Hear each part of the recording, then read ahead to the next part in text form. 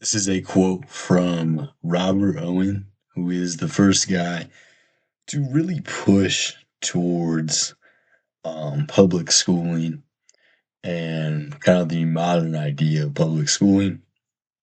He says that society may be formed so as to exist without crime, without poverty, with health greatly improved, with little, if any, misery, and with intelligence and happiness increased 100-fold. And no obstacle whatsoever intervenes at this moment except ignorance to prevent such a state of society from becoming universal. So, maybe it's kind of hard to see the real issue um, within this quote. And maybe even once I kind of explain my reason of why I have a problem with it, you might disagree. He says that no obstacle whatsoever intervenes in this moment except ignorance to prevent such a state of society from becoming universal. So everyone shares a common ground, and no one truly thinks different than the other. It's a universally kind of molded society where everybody has the same thought processes, my bad. And they all share this common ground, and it seems very dystopian. I think when you really think about what he was trying to get at, Robert Owen was a British guy, so this obviously is more so on the American public school system, but we're going to kind of get into the history of that and how the American public school system really even emerged. Um, so let's begin. So Robert Owen really, like I said, was the first guy to put it out there about public schools and why we need public schooling and why it's such a crucial step to optimizing society, making it perfect in every regard. Um, and the Russian school system took Owen's ideas, if I'm not mistaken. I could be wrong.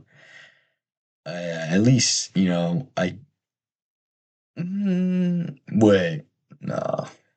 I'm recording this in one take because I don't want to like BS it and act like I'm smarter than I am. I'm wrong, but yeah, Owen. Let's look this up. Let's make sure I'm correct. I scripted this a little going off the dome. I scripted this. Never mind. Never mind. Yeah, I am right.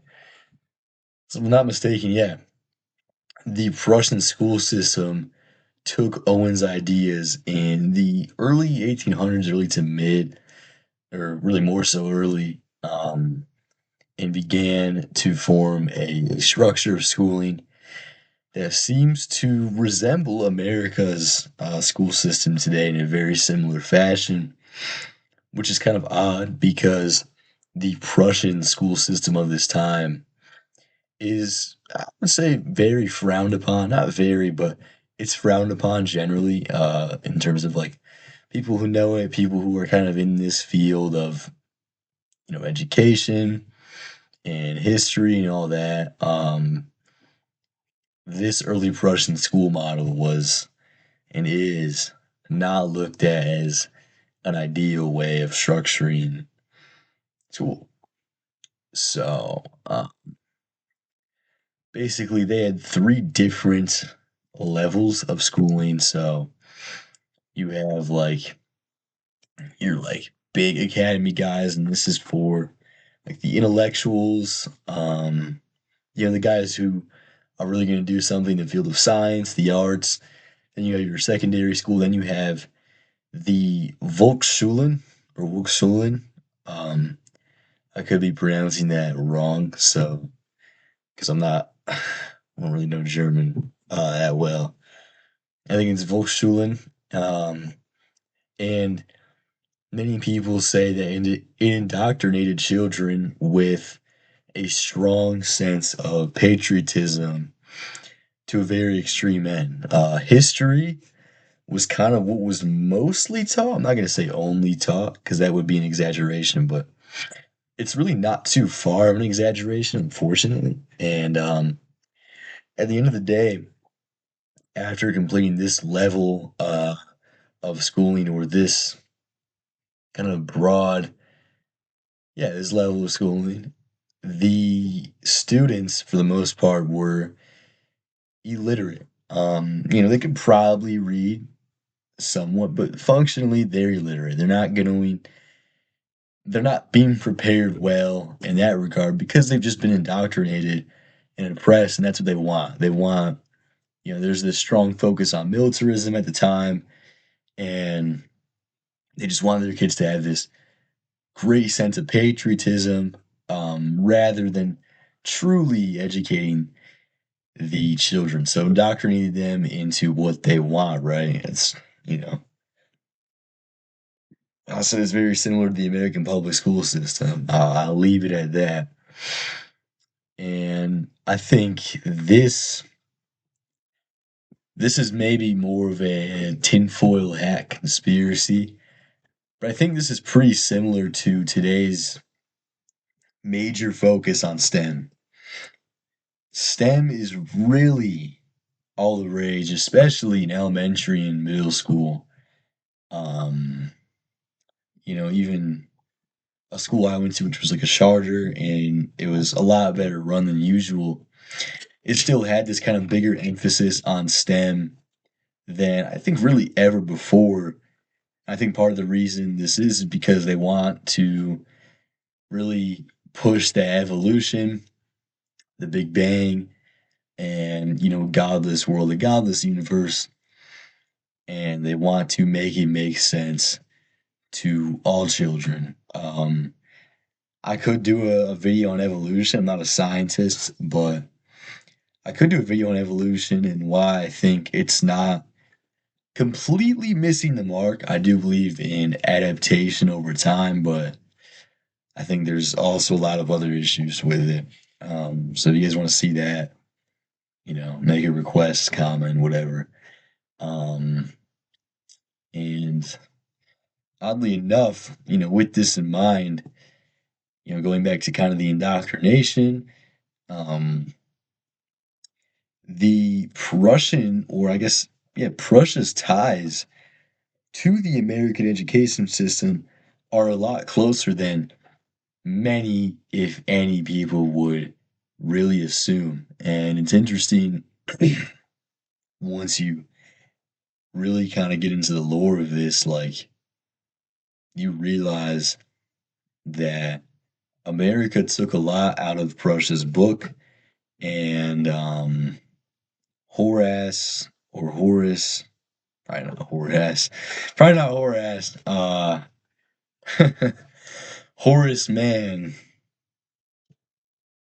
really, he's considered the father of American education, and he became interested in the way Prussia operates and goes about their methods of educating the youth, educating kids. And so he ended up going over to Prussia for a temporary amount of time and observed the students, observed the way the schools operate. And he really took some plays out of Prussia's book and he implemented and brought it to America.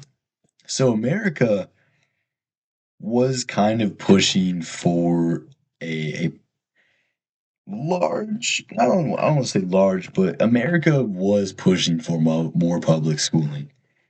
In public schooling, I think America always wanted public schools. You can go back to George Washington, he talks about it, and it's not it's not like to outright deny that there was no public schooling before this, but this is when it really got big in America and it got normalized. Because I think public schooling, even before America's time, was always kind of, or schooling in general, was always kind of considered a a thing only the aristocratic, the royal, the rich children would have. This level of education, a broad array of topics. And I don't think that's necessarily bad. I think the way we go about them, I think the way we operate schools in general is bad. I'm going to get into that in part two. Right, this is just overviewing some history and maybe enlightening you guys on how the American education system started, because I think many of us think that it's just as of recent that the public school systems have really gone down the drain. And well, there is some merit to that because public schooling has worsened substantially within, I would say, the past decade. And that's just alongside the youth, also, I think, in my personal opinion. Now, that can be debated. That is somewhat subjective. I don't think we can just flat out say that. So that's my take. But the American public school system's roots aren't all that spotless, so to speak. So Horace Mann really gets the public schools going, and he, like I said, he's considered the father of American education. And this is premier timing. The monopolists, come swooping in. The Industrial Revolution in America it's booming, right? More than ever. Um, Obviously, the Industrial Revolution worldwide started around the mid 1700s, um, something like that. But this is when it really gets going, right? I think like we saw more minor inventions like a cotton gin, but this is perfect because we got factory workers. Now we got public schooling, so we can kind of teach these kids subjects, but what we also want to do is want to teach them to listen, listen very carefully, do what they're told at all times, have to ask to go to the bathroom, um, you know, get the paddle if they get an answer wrong or whatever, if they're talking in class. Basically, they have to be, and this is going to sound kind of corny, but this is the best way I can put it. They have to be submissive to authority, and obviously, to a certain extent, we all have to submit to authority, or else society would utterly collapse. But the authority was just teaching them how to work in factories and be a good 9 to 5er, essentially. And that's really where the true issue rises, and that's where I truly see a problem myself. Um, with the beginnings of the school system. So now that we kind of have the groundwork laid for the history and the beginnings, the early education age, in America, public wise, when it comes to public schooling. Now we can get into the Rockefellers, and I think this is where it really takes a turn. I think it is undeniably so. John D. Rockefeller, whether you like what he did or not, had a major influence and impact on the American public education system in the world as a whole. I could do, bro, I could do a whole hour plus video on Mr. Rockefeller. He's an interesting guy.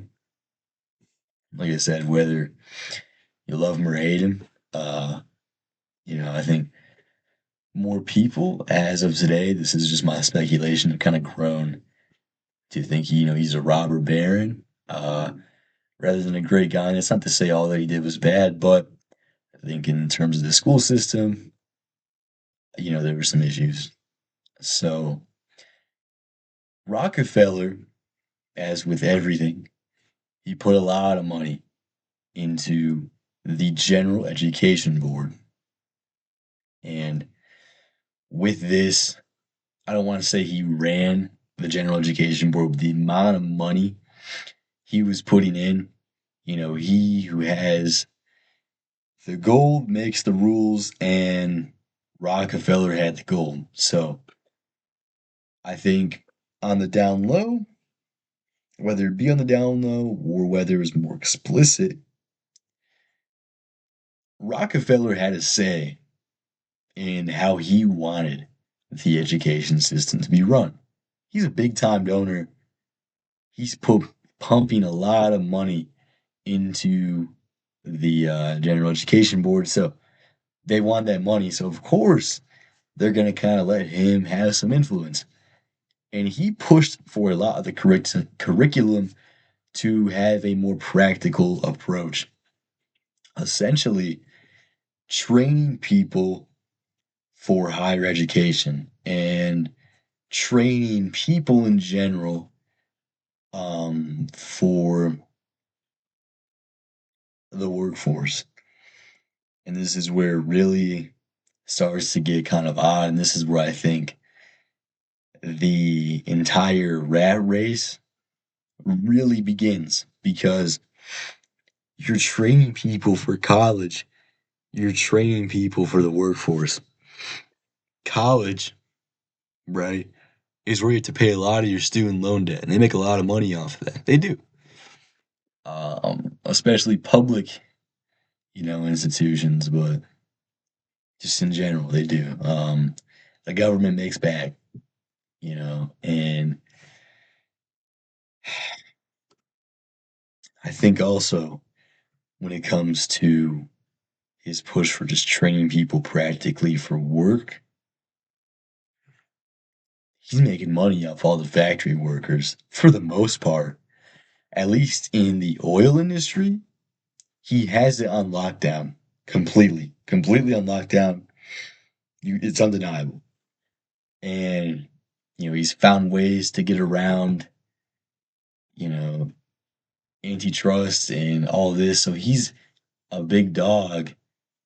Of course, he's going to want to train people to be good workers for him. The issue is that the education system hasn't changed. I mean, really. The education system hasn't changed since the early 1900s. Since then, we have given women the right to vote, gone through two world wars.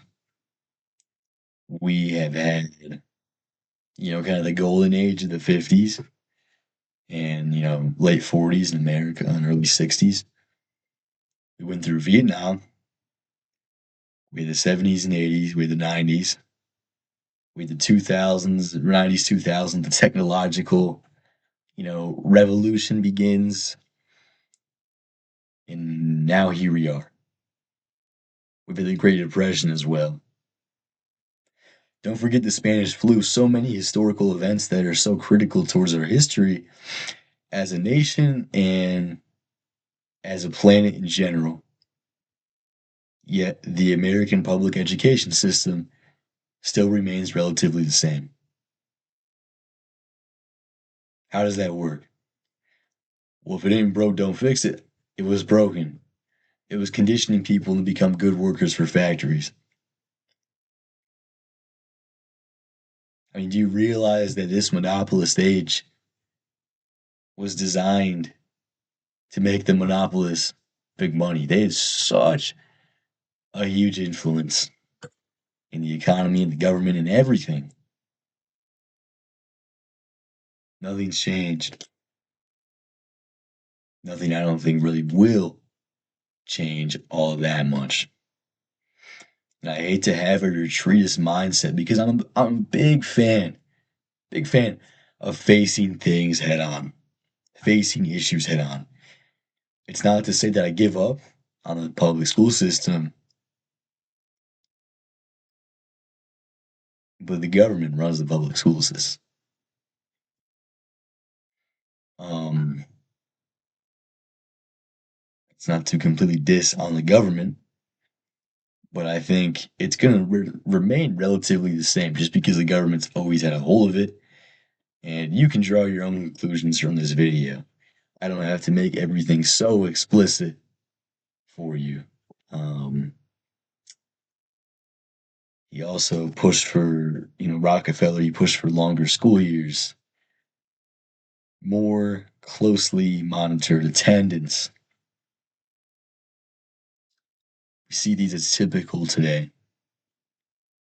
And he reformed education. It was a cash grab to train people for college. College starts getting popular at this time. It really ramps up post World War II, but at this time, college kind of becomes a more normal thing. Student loan debts rack up. They can make money off of that.